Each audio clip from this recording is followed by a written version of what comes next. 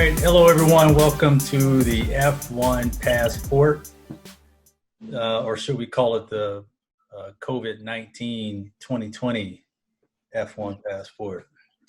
Damn sure ain't doing any traveling. Yeah, it's crazy, man. We can't get to a race at all this year. Yeah, man. Anyway, all right. We're in between races. Just had the Hungaroring last weekend. We got two races in good old England coming up. We thought we'd just jump on here and talk about some news. What's happening?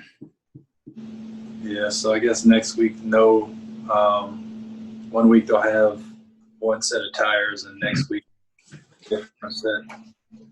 I heard Lewis saying that that's not going to make any difference whatsoever. Yeah, and we talked on a few episodes ago about reverse grids and ways they can spice things up. Didn't like that idea too much, but I mean, I like for the tracks where it can happen, where they can change the layout, of the track. Yeah. But I mean, honestly, Silverstone is like that though, right? And Silverstone big enough and have enough alternate layouts? I don't know if Silverstone has any alternate layouts. I heard that it might be possible to go in the reverse direction at Silverstone with a few modifications, but Yeah, it just sounds dangerous though. Yeah, it does. Yeah. Even on the F1 game, you can do like the short track versus the long track. So yeah. I just assume they're. You can do that on Silverstone. They have a short track on the game. Okay. So I just assume they'd have options, if they really wanted to do it. It just seems to me like every race is different, no matter what. I don't think we need gimmicks. Yeah. We need the Formula E, Mario Kart zone. Yeah, that's stupid stuff. Stupid crap. Yeah, they're killing themselves. Have you tried watching Formula E? I have. I can't get past the noise or the lack of noise. It just doesn't seem like there's much power involved when you don't hear the motors. All you hear is this screeching and tires skidding and sliding.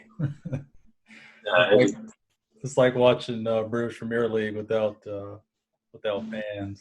Just listen to the players yelling at each other. I mean, I kind of like that. I like being able to hear the players and the coaches yelling because, I mean, that's how it is at a real soccer game, right? You're on the sideline. Right. Up, out, clear. Everybody's yelling. Right. I kind of like that. But, yeah, Formula One, racing in general, it's about the noise, man. It's about the sound of those engines, the power. I don't know. That's that. I don't think the noise even bothers me that much. I think it's just those tight racetracks. There's just no room. It just seems like a procession, and I don't know. It's just something about it. I can't. I want to. I want to get into it. I just can't. Yeah, I hear you. Our last lap, the Ferraris got lapped. Both of them got lapped. Oval. That's just that's ungoodly, right? So, did you hear about their reshuffling? Yeah. What does that mean, though? What exactly are they doing? Well, basically, what it means is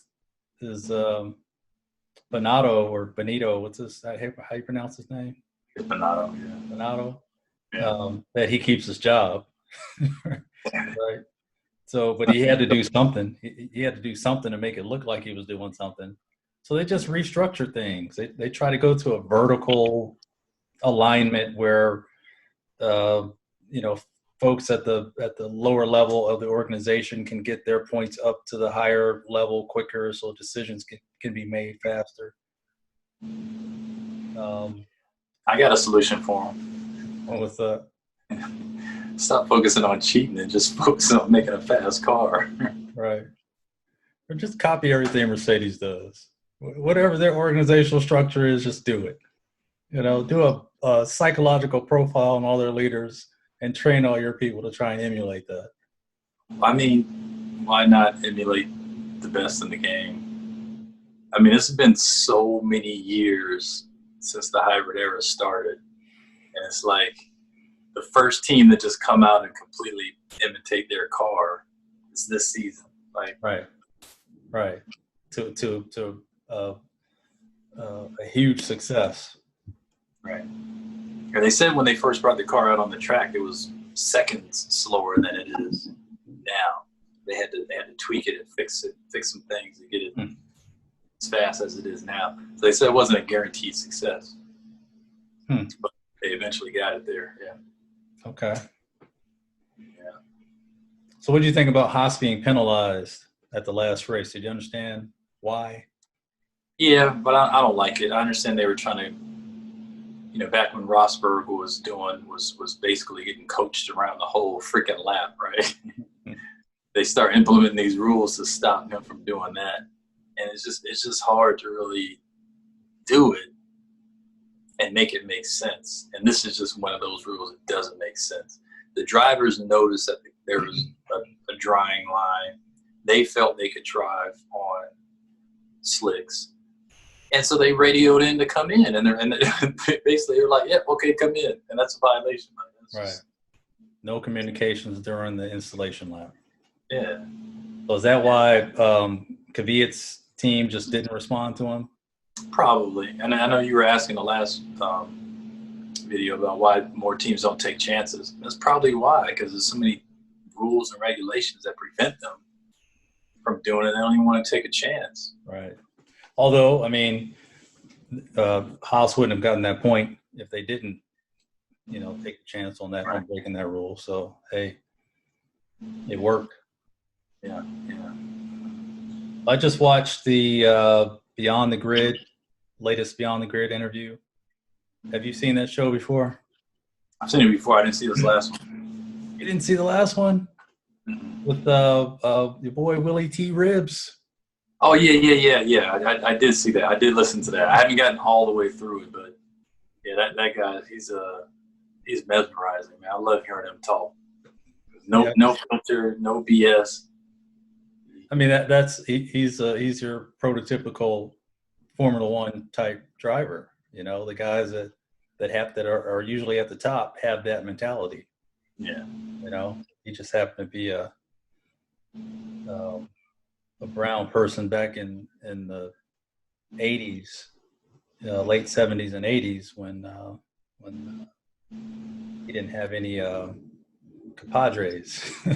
He did make a comment that he said Formula One is light years ahead of all other racing here in the States. I disagree. You look at NHR alone in terms of minorities and women that have driven and excelled in NHRA. I don't think any other sport comes close to that. At least motorsport. Yeah, it's I think the whole BLM movement has shown a light on a lot of things for me. I mean, you look at the British Premier League, they were one of the first sports to come back after after the COVID outbreak and after all the protests and whatnot, but they took the biggest stance that I've seen any sporting league take with unilateral stance. Yeah. Everybody. Players, coaches, referees, like everybody. Like F1 is just it's a mixed bag of confusion. That's all it is. It's a mixed bag of confusion, but at least it's acknowledgement, right? I wish they would get it right, but at least they're trying. Yeah. I watched the first NHRA race and nothing. Yeah. They talked about COVID, but nothing about protests, nothing about social injustice and anything whatsoever. Just sweep it under the rug like it doesn't exist. Especially since they want so bad to be like NASCAR, they didn't even talk about that situation. Right. Yeah. More comments in the news. The battle between Lewis and Ecclestone is heating up. Did you see the latest Oh my God. exchange? Yeah, Bernie, just stop talking, man. Just don't speak. You know, I kind of see where he's coming from sometimes, but when he made the point that, you know, he's short and he had to overcome that. And everyone has different things that they're dealing with that they just get on with it and overcome it. Stop being jealous of other people. And so I guess I can see where it's coming from, but you know, there aren't races or have never been races of people who were enslaved because they were short. Right. And outright ostracized and brutalized, terrorized because they were short. And I would never speak on the perspective of another race of people that I've never walked in their shoes. Yeah, just don't speak on shit you don't know. Unless you've walked it and experienced it, like don't speak on it.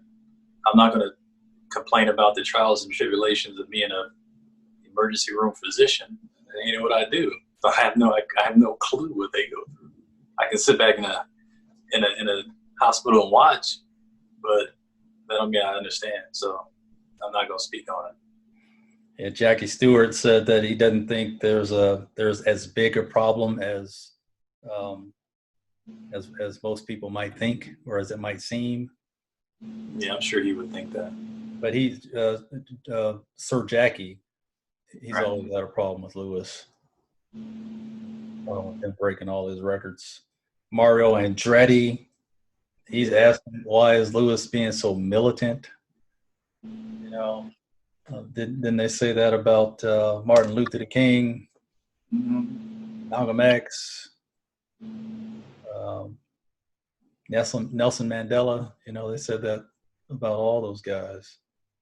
But anyway, man, we're trying to get off this topic, but it just keeps dragging on. It keeps dragging on every week. People keep digging up that grave.